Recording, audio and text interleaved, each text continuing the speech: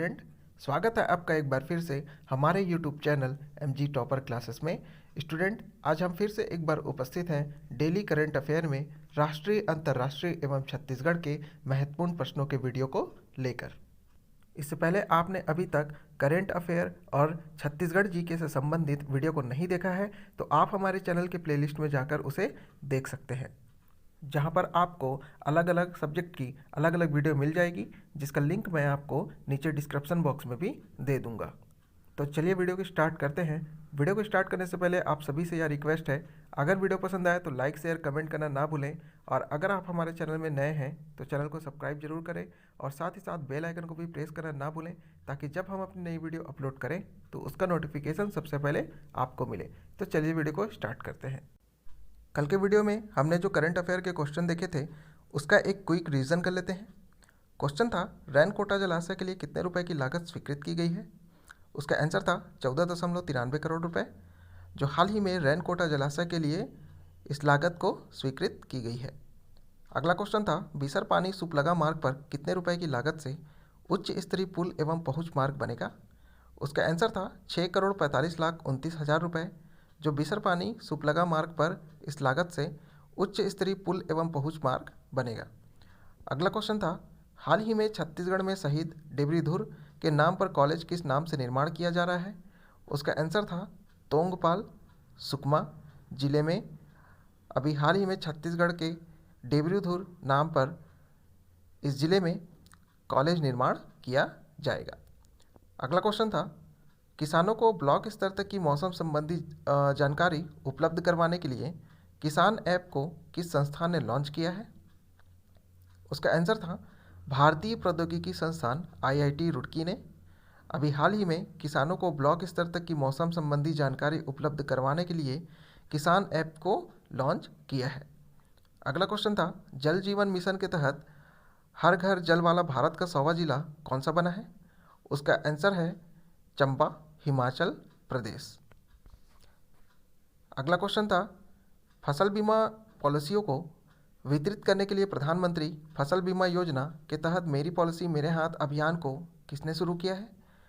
उसका आंसर था कृषि एवं किसान कल्याण मंत्रालय ने, जो अभी हाल ही में फसल बीमा पॉलिसियों को वितरित करने के लिए प्रधानमंत्री फसल बीमा योजना के तहत मेरी पॉलिसी मेरे हाथ अभियान को शुरू किया है।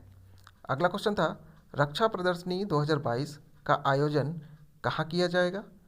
उसका आंसर था गांधीनगर, गुजरात में। अगला क्वेश्चन था, किस बैंक के MD एंड CEO को business standard bank of the year 2020-21 चुना गया है। उसका आंसर था संदीप बख्शी, जो ICICI बैंक के MD एंड CEO हैं और उनको business standard bank of the year 2020-21 चुना गया है। अगला क्वेश्चन था, खजुराहो नृत्य महोत्सव किस भारतीय राज्य में आयोजित किया जाने वाला एक प्रसिद्ध कार्यक्रम है। उसका आंसर था मध्य प्रदेश राज्य में खजुराहो नृत्य महोत्सव करने वाला एक प्रसिद्ध कार्यक्रम है। तो अब चलिए चलते हैं आज के करंट अफेयर के क्वेश्चनों की ओर। क्वेश्चन है, सार्वजनिक वितरण प्रणाली के तहत राशन कार्ड धारियों को उचित मूल्य पर राशन प्रदान करने के लिए किस उपकरण का प्रयोग किया जाएगा। उसका आंसर है ई-पास उपकरण का प्रयोग किया जाएगा सार्वजनिक वितरण प्रणाली के तहत राशन कार्ड धारियों को उचित मूल्य पर राशन प्रदान करने के लिए। चलिए इसके कुछ इंपॉर्टेंट पॉइंट देखते हैं। इंपॉर्टेंट पॉइंट्स है, छत्तीसगढ़ शासन द्वारा संचालित उचित मूल्य की दुकानों में मार्च महीने से ई-पास के जरिए खाद्यान्न वितरण किया जाएगा। उल्लेखनीय है कि ई-पास स्थापित जिलों की उचित मूल्य दुकानों के राशन कार्डधारियों को अपनी पसंद की उचित मूल्य दुकान से राशन सामग्री प्राप्त करने की सुविधा होगी। नेक्स्ट, शासन द्वारा संचालित उचित मूल्य की दुकानों में मार्च महीने से ई-पास के जरिए खाद्यान्न वितरण होगा। नेक्स्ट, 24 जिलों की 12,322 दुकानों में ई-पास उपकरण उपलब्ध होंगे। नेक्स्ट, प्रदेश के सभी कलेक्टरों को पत्र जारी भी कर दिया गया है। चलिए अगला क्वेश्चन देखते हैं। क्वेश्चन है, छत्तीसगढ़ राज्य विधिक सेवा प्राधिकरण बिलासपुर ने अपने कार्यपालक अध्यक्ष न्यायमूर्ति गौतम भादुड़ी के निर्देशानुसार किस अभियान को प्रारंभ किया है। इसका आंसर है अनुतोष अभियान, जो अभी हाल ही में छत्तीसगढ़ राज्य विधिक सेवा प्राधिकरण द्वारा कार्यपालक अध्यक्ष न्यायमूर्ति गौतम भादुड़ी के निर्देशानुसार इस अभियान को प्रारंभ किया गया है। चलिए इसके कुछ इंपॉर्टेंट पॉइंट देखते हैं। इंपॉर्टेंट पॉइंट्स है, छत्तीसगढ़ राज्य विधिक सेवा प्राधिकरण बिलासपुर के द्वारा अपने कार्यपालक अध्यक्ष के जो न्यायमूर्ति गौतम भादुड़ी है उनके निर्देशानुसार अनुतोष अभियान प्रारंभ किया गया है। इस अभियान के अंतर्गत पेंशन एवं जन उपयोगी सेवाओं से संबंधित मामलों के पीड़ित पक्षकारों को त्वरित विधिक सहायता उपलब्ध कराए जाने की कार्यवाही की जाएगी। नेक्स्ट है, अनुतोष अभियान के अंतर्गत पेंशन जन उपयोगी के लिए हेल्प डेस्क की विशेष व्यवस्था की गई है। हेल्प डेस्क में विधि अनुसार अग्रिम कार्यवाही पर पीड़ित पक्षकारों को त्वरित राहत दिलाने की कार्यवाही भी की जाएगी। चलिए अगला क्वेश्चन देखते हैं। क्वेश्चन है, प्रदेश में कैंपा मध्य एवं नरवा विकास योजना अंतर्गत कितनी एकड़ भूमि उपचारित हुई है या उपचारित की गई है? उसका आंसर है लगभग 1 लाख संरचनाओं से 4000 भूमियों को कैंपा मध्य एवं नरवा विकास योजना के अंतर्गत भूमियों को उपचारित की गई है। चलिए इसके कुछ इंपॉर्टेंट पॉइंट देखते हैं। इंपॉर्टेंट पॉइंट्स है, राज्य सरकार द्वारा सुराजी गांव योजना के तहत चलाए जा रहे महत्वपूर्ण नरवा विकास कार्यक्रम के अंतर्गत कैंपा की वार्षिक कार्य योजना 2019-20 में 160 करोड़ रुपए की अधिक की राशि स्वीकृत की गई है। नेक्स्ट, प्रदेश में कैंपा मध्य एवं नरवा विकास योजना अंतर्गत लगभग 1 लाख संरचनाओं से 4000 एकड़ भूमि उपचारित हुई है अभी तक। नेक्स्ट, वन क्षेत्रों में 30-40 मॉडल के 1.67 लाख संरचनाओं का निर्माण जारी किया गया है। नेक्स्ट, वनांचल की लगभग 7000 एकड़ अनउपजाऊ तथा बंजर भूमि को मिलेगा इस उपचार का लाभ। चलिए अगला क्वेश्चन देखते हैं।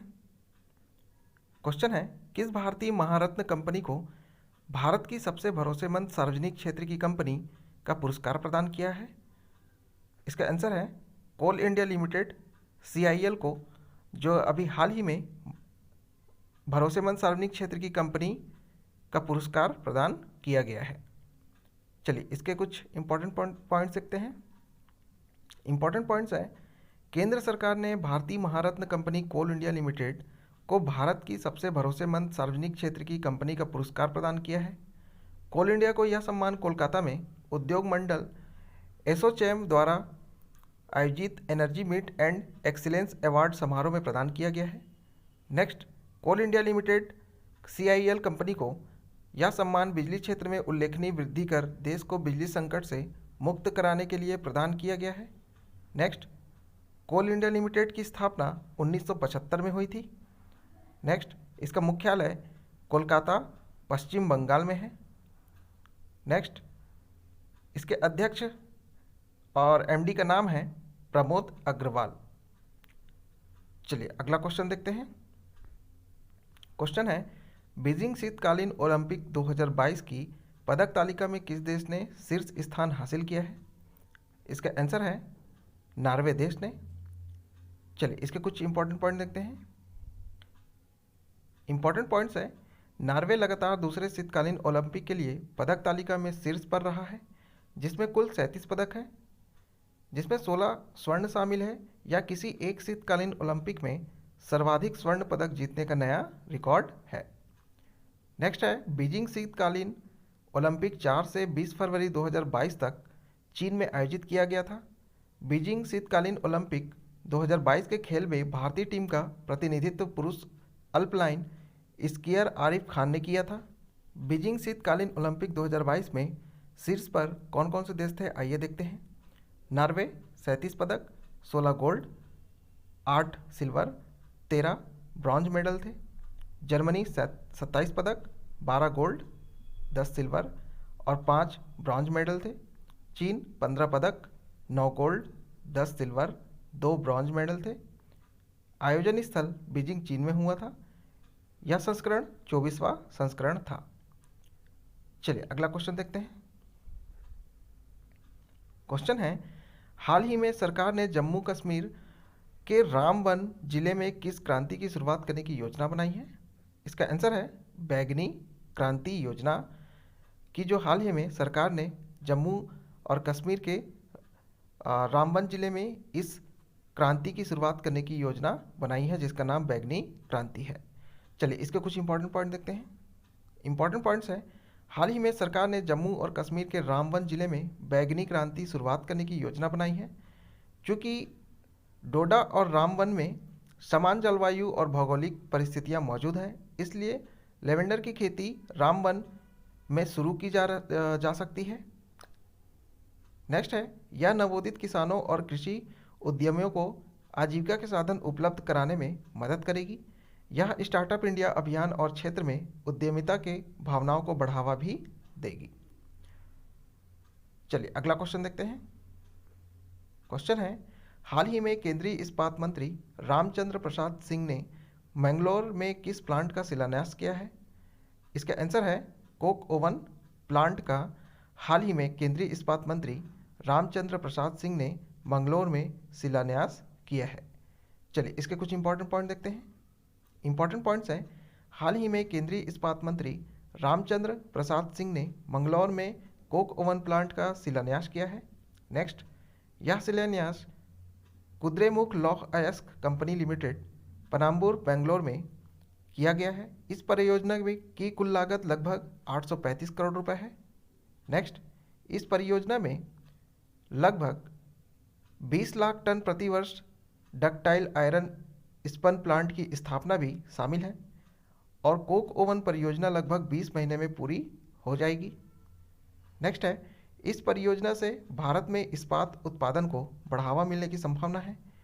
गौरतलब है कि भारत ने वर्ष 2030 तक 30 करोड़ टन कच्चे इस्पात के उत्पादन का लक्ष्य भी रखा है। चलिए अगला क्वेश्चन देखते हैं। क्वेश्चन है, हरियाणा में बनी किस डॉक्यूमेंट्री फिल्म को फिल्म फेस्टिवल में बेस्ट फिल्म का खिताब मिला है? इसका आंसर है बिफोर आई डाई फिल्म को हरियाणा में बनी इस डॉक्यूमेंट्री फिल्म को बेस्ट फिल्म का अवार्ड मिला है। चलिए इसके कुछ इंपॉर्टेंट पॉइंट्स देखते हैं। इंपॉर्टेंट पॉइंट्स हैं, प्रकृति और पर्यावरण संरक्षण का संदेश देती फिल्म बिफोर आई डाई को जर्मनी में अवार्ड मिला है। हरियाणा में बनी इस डॉक्यूमेंट्री को फिल्म फेस्टिवल में बेस्ट फिल्म का खिताब मिला है। जर्मनी में बेस्ट डॉक्यूमेंट्री गोल्डन बैच का खिताब के निर्माता नकुल देव जी हैं। नेक्स्ट, यह डॉक्यूमेंट्री कई देशों के फिल्म फेस्टिवल में धूम भी मचा चुकी है। देश व विदेश में हुए इन कार्यक्रमों की सफलता के बाद डॉक्यूमेंट्री को यह 55वां अवार्ड मिला है। नेक्स्ट है, इस डॉक्यूमेंट्री में पक्षियों, कीटों व पौधों की ऐसी प्रजातियां जो विलुप्त हो चुकी हैं या विलुप्त होने के कगार पर है, उनका हमारे जीवन में क्या महत्व है, इसे दर्शाया गया है। चलिए अगला क्वेश्चन देखते हैं। क्वेश्चन है, विश्व चिंतन दिवस 2022 कब मनाया गया है? इसका आंसर है 22 फरवरी को विश्व चिंतन दिवस मनाया गया है। चलिए इसके कुछ इंपॉर्टेंट पॉइंट देखते हैं। इंपॉर्टेंट पॉइंट्स है, 22 फरवरी को विश्व चिंतन दिवस 2022 के रूप में मनाया गया है।